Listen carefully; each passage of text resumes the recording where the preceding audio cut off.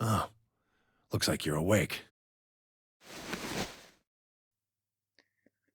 Back to the future! How's it going, guys? Is this the infirmary? Why are we here? Do you know what happened at the AB gate? Kay and I went back to the infirmary, but... We waited and waited, and the two of you never returned. So we went to the warehouse to check on you. We found you passed out in front of the AB rooms. Wait, what? Kay and I hurried back here with you. I guess it makes sense. Since we went back in bed, but... What about the AB rounds? I looked over at Fi and met her eyes. Do you remember what happened just now? You mean what happened a long time ago? Yeah. You got him pretty good, huh? Huh. Hey! Let me get back to kicking Dio's face right over here. Yeah, I remember all right. Hey, what are you guys talking about? Hey, Quirky boy! What am I, chopped liver?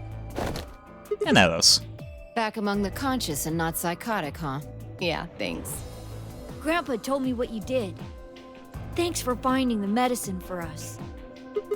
No problem. All in a day's work. Although, I wouldn't mind a little swimsuit action. Really grabbing at straws here, aren't you? Hey, I wasn't talking to work. That was an offer for Alice. Not really my point. Whatever. Forget about that. Now that you guys are awake, all we gotta do is open the number 9 door. Eh? What are you talking about? Look at your bracelet. It says 10. Holy crap! What? I have 10 BP. I've got 15 BP? 15? That means I got 6 more points while I was out. But how? You've been asleep for more than 2 hours. We've played the AB game 3 times. 3 times? Man, that long? 3 times? Yes. Of course, the color and group assignments were shuffled around each time. But no matter who voted, everyone chose Ally. Everyone?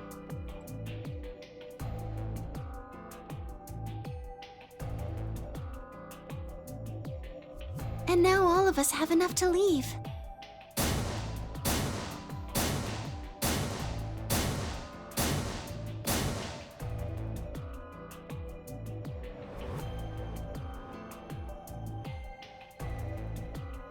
I was stunned.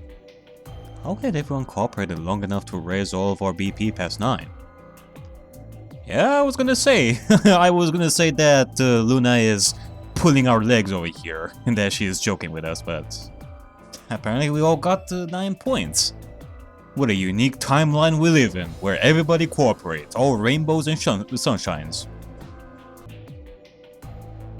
Was it because Akane hadn't been killed? Without a death to start things off, maybe we've been less suspicious of one another. Yeah, I mean, Alice and Quark both recovered from the Radical 6 infection. Dio is in cuffs. He's still in cuffs after all this time, so there was nothing to worry about. Huh. Okay. Or could the bombs have had something to do with it? I mean, we got rid of the bombs as well. With all joined forces against Dio, and by now he had been able to disarm all of them.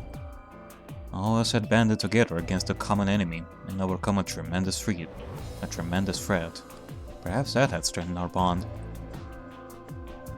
Which, I have to admit, would be somewhat ironic. After all, Dio had planted the bombs that forced us all to work together against him. Yeah, that's... you know, whenever I hear that sort of... like... that sort of stuff, it doesn't make sense. Well, yeah, of course, the enemy made us work together, but... it's not irony or something like that. What, should we thank Dio that we banded together for this? Nah, we don't thank Dio for this. Screw him. This must have been what Akane was talking about. Haven't I told you? Death was unavoidable. Sacrifices had to be made for the sake of the project. Come on, let's go! Let's open the door and get out of here! Wait. What about him? After the discussion, we decided to leave Dio behind. Alice was the only holdout. She complained about wanting to take him back to her superiors, but after I mentioned they'd come back to investigate after we escaped and deal with Dio then, she reluctantly complied. Alright, let's get going. Alright, well, screw Dio, we're just gonna leave him behind. If he wakes up and somehow gets rid of the handcuffs, he's gonna realize that, oh, he is trapped in this Nonary game for the rest of his life. He's gonna think about that for a while. And then somebody else is gonna arrive here and investigate and take Dio in. Either way, he's screwed. I don't care. Everybody ready? I'm gonna open it. Yes, just get on with it. Everyone else swallowed and nodded. I grabbed the lever and pulled it out. Alright, well... now we all have 9 BP. We can all escape this, although... I still have to find Akane. She still has to tell us everything.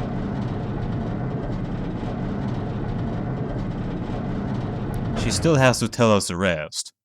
And by the rest, I mean the rest of the rest that she promised us. The number 9 door has been opened. It will remain open for 9 seconds. Alright, everybody, let's move.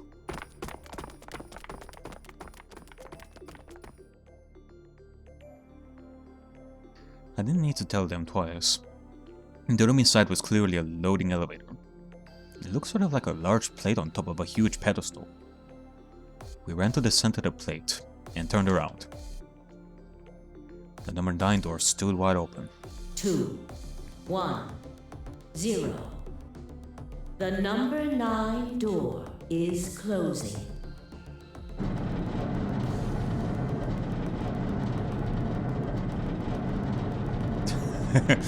Just imagine that Dio escaped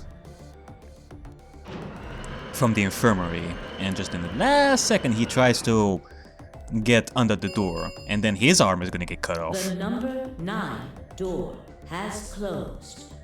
Oh, the irony. That would be like that if it would have if it were like that. This ends the Nonary game.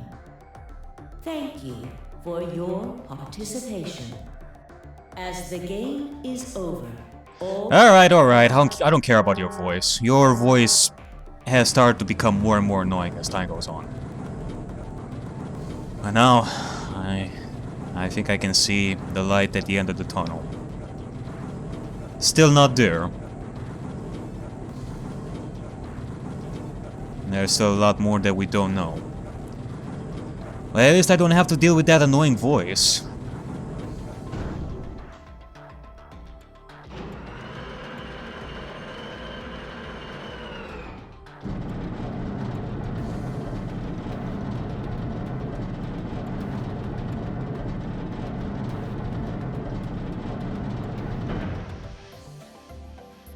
Looks like we did it.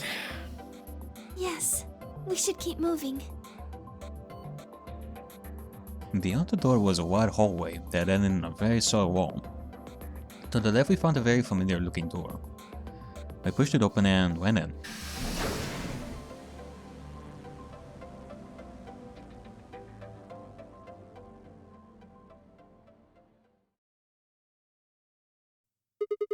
The pressure exchange chamber. You know what this place is? Yeah, sort of. This whole facility is pressurized, apparently. I think the idea is to keep the air outside, and consequently the virus from getting inside. That means that if we want to go out, we have to decompress so it matches the outside air pressure. And that will mean that we have to wear those suits, like right over there. Which, I would assume that there's enough for every single one of us. And this room here is where you prepare for going into the actual pressure exchange room. You see all those suits along the wall? I figure we need to put those on and head to the decompression room downstairs. Whoa! Hold on a minute! You're saying the air outside is full of that horrible virus? Yeah, that's what it seems like. Of course, according to a.k.a, we were all already infected with Radical 6, so the whole room seemed a little pointless. Why? How did all this happen? Did they... No, that's not possible. We've come this far. We can't turn back now. Let's go outside. There's no way to know what's really going on until we do. All right. Alrighty then. No one else objected. We all donned the protective suits and headed downstairs to the decompression room. Alright guys, let's get to it. As soon as we were all inside, the process began. Through my helmet, I could hear the soft hiss of air being sucked out of the room. We stood there for several minutes, waiting for the process to finish.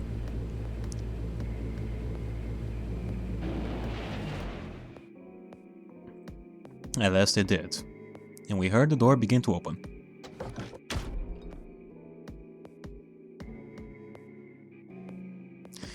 Beyond it was another decompression chamber.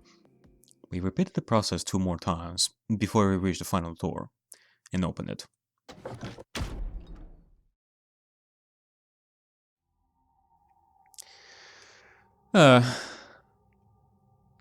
You know, I wish I were able to say finally fresh air, but this is definitely not fresh air. We can't even breathe it, whether it is fresh air or air filled with Red Bull 6. The dead, bleak landscape wasn't a surprise for me. I'd seen it before, in our timeline. The others hadn't, however, and although I couldn't see their faces through the visors of their helmets, I heard more than a few gasps over the radio. For a few long moments, I just stood there, astonished. Where the hell are we? The desert, I guess? I figured that out. I mean, which one? I don't know, but I think I know what day it is. Hmm? Look at the moon. It's red, right? That means today's the total lunar eclipse. So? Remember the astronomy magazine in the lounge? Well, the next eclipse like this was gonna be on December 31st, 2028. So... Wait a minute. Let me get this straight. Are you suggesting we were sleeping for a week after we were abducted?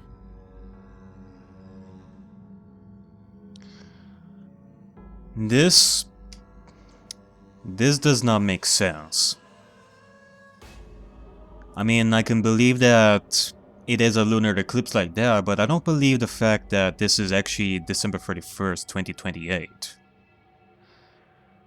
The Nonary game that a.k.a. masterminded, the one in 999, it didn't happen a long time ago. It was like a year before 2028, from what I remember. And we've learned the true identity of Tenmyouji. He is Junpei, and we have a.k.a. and they are both old. So that would mean that a long time has passed since 2028. So, no, I don't believe that this is December 31st, 2028. I think so. The thing is, though, Clover, on the other hand, she's still young. She's still a young girl. She is still a young lady. And Alice too, she's definitely from 2028. She looks like she's from 2028. And yeah, basically, wherever we were must have been far away from any city. The air was clearer than I've seen it. And the stars, the sky was full of them. More stars than I'd ever seen in my life. I could even spot the hazy arm of the Milky Way. But the most striking feature was the moon. It was blood red and massive, Much bigger, in fact, than I remembered it being. Then, as I watched, a black spot began to move across its surface. It was hard to see details, but it looked circular. The spot continued to move across the moon, heading for the right edge. What's that? The moon. Oh yeah, we're seeing it. Well, the moon's shadow, actually. Eh? The moon's shadow? I frowned. That didn't make any sense. Zero told me to stay quiet. I think he was worried I'd spill the beans on his operation. No. Don't tell me that this is actually what I was thinking initially. He said if I didn't toe the line, he wouldn't just kill me. He'd kill Quark, too. And I agreed, like an idiot, and brought Quark with me. Just so I could see her. Such an idiot. So, that being the case, might as well start with this. I meant what I said before. That up there is the moon's shadow.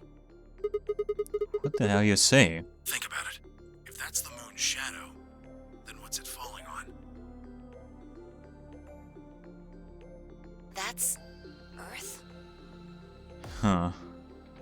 Apparently so. That we really are on the moon. Just as I thought. But that still doesn't make sense. What about our movement on this moon? You would think that we would be a lot lighter. And, well, look at the surface of the moon. It's not white, that is for sure. It looks all sandy and such. Yeah. It's not the red moon you get from a lunar eclipse. Then again, this isn't a lunar eclipse. It's a solar eclipse. Anybody in the black spot down there is looking up at the moon, covering the sun. What? No. No way. If that's the Earth, then where the hell are we? The moon, of course. This is the lunar surface. We were just inside a moon base. No way. No, you've got to be lying. How do you expect us to believe that? This can't be the moon. Yeah, that's pretty ridiculous. Besides, if this was the moon, how do you explain the gravity? The moon only has 1/6 of the Earth's gravity. Yeah, basically. I mean, we didn't feel any difference when we last moved in the other timeline. So what's this?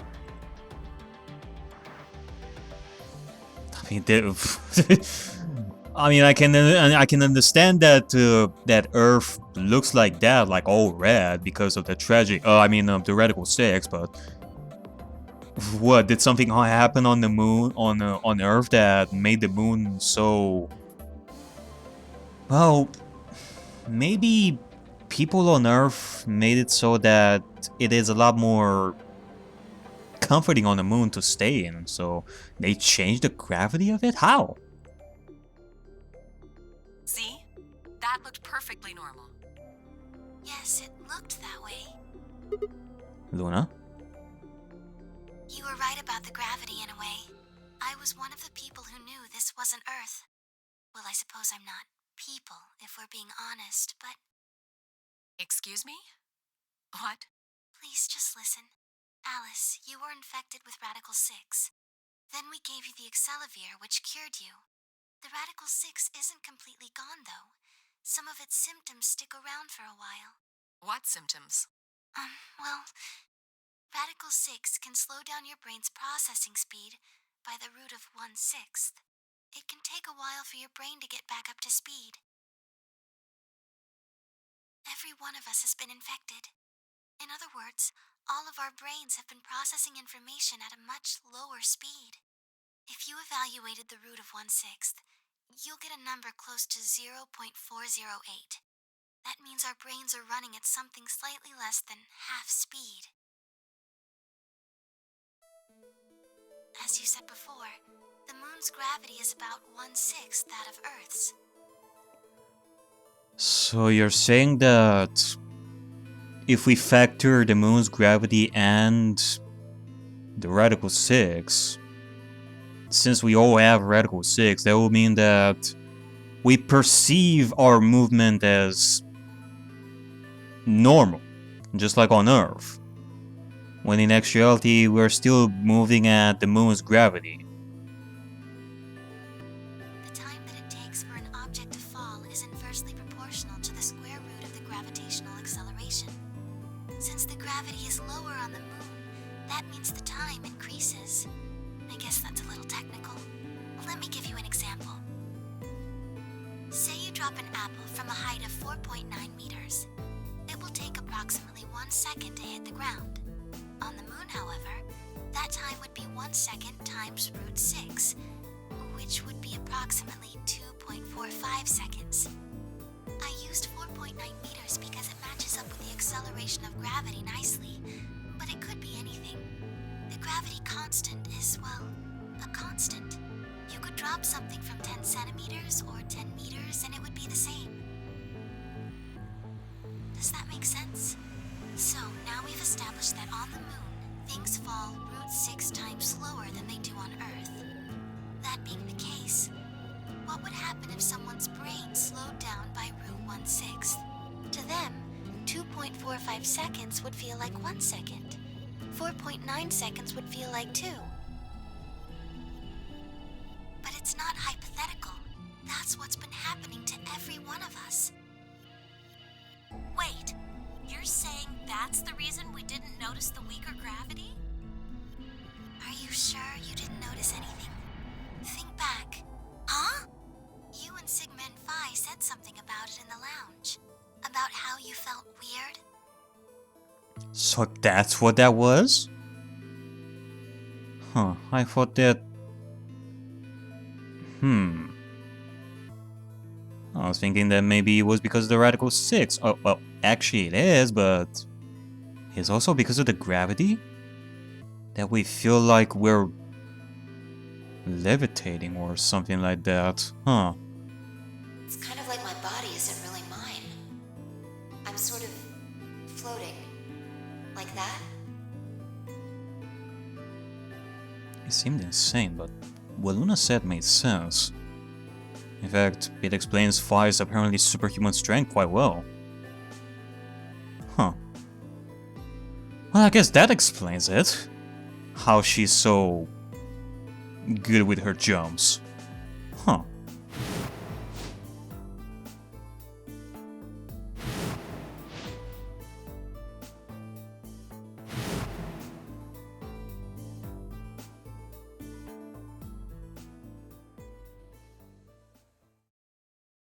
Wait, this is crazy.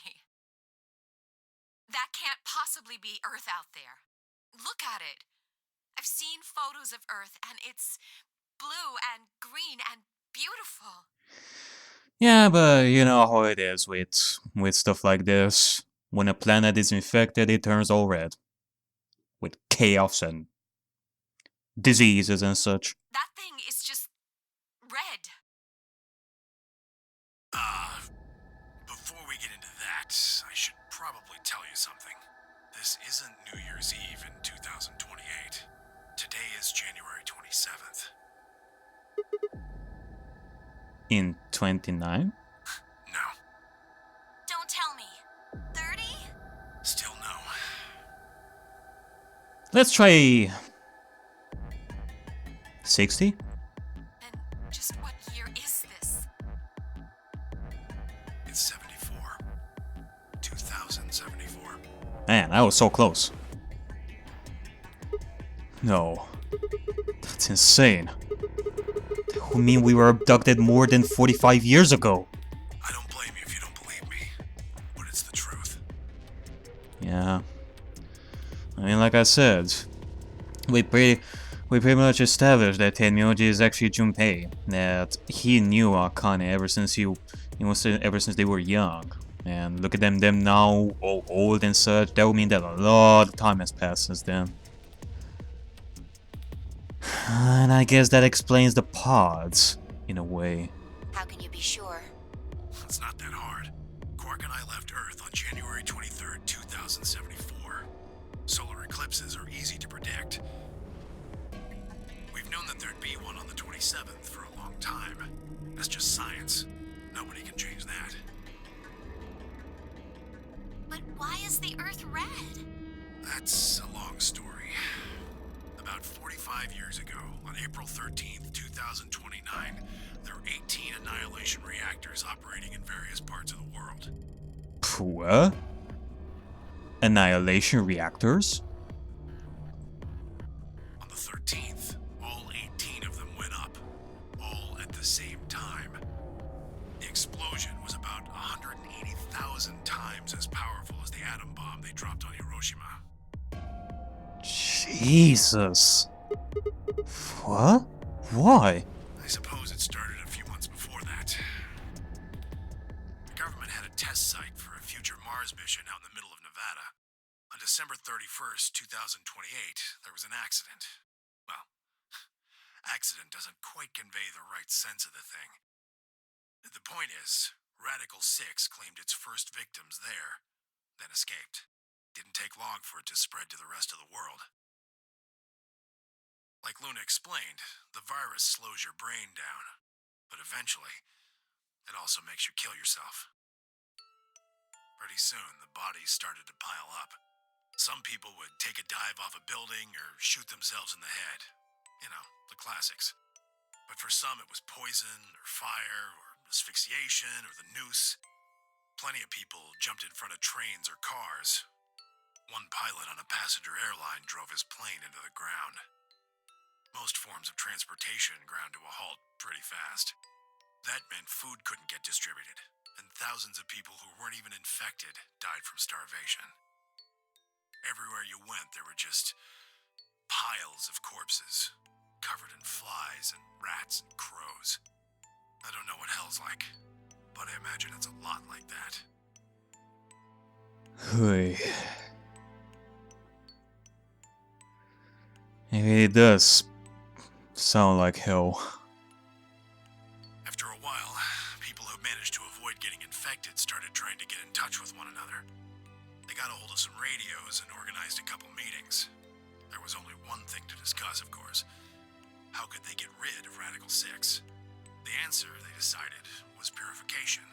They figured they could just roast the surface of the Earth and that'd kill the virus off for good.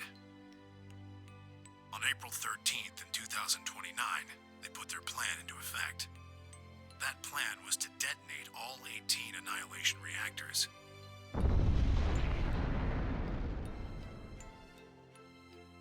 Now the truth is, that's mostly just rumor. Nobody really knows what happened, but I've got my own theories. I think that the bombers had already been infected, and when they died, they took billions with them. The ultimate if I die, you're coming with me gesture, I suppose. I'd bet you money they'd all lost it long before they got to the reactors. Killing most of the world, no matter how bad things had gotten, was not a sane plan. Even if it wasn't directly responsible, Radical 6 killed most of the people on Earth. Anyway, why it happened isn't that important. Point is, it happened. You ever heard of nuclear winter? Well, that's basically what we got. The explosions threw a ton of crap up into the stratosphere, where it joined up with smoke and ash from all the fires. It blotted out the sun for 7 years. Plants withered and animals died by the millions. The few humans who were left banded together to survive. They were rough times. Eventually, they were over, though. The sky cleared and the sun came back. Plants started blooming again, and the animals that hadn't died out completely began to reappear. Things weren't quite back to normal, though. It's been 45 years now, but there's still quite a bit of dust and ash in the air. Yeah, I mean, Earth still looks red from here, so I guess it's not always clean air and sunshine from the sun. That's what you're seeing. You know why a sunset's red? Well, this is the same thing. Blue and green light have short wavelengths, and they they scatter when they run into debris in the air. Red light, on the other hand, has a longer wavelength, which means it'll get a lot farther when the air's dirty. So there you are. The Earth looks red because that's the only color of light that can make it through the atmosphere. Huh. I was speechless. What could I possibly say? There was no reason for Tenmyouji to lie to us. So we are standing on the moon, looking at the Earth. It was 2074. But why? Why were we there? Why were we then?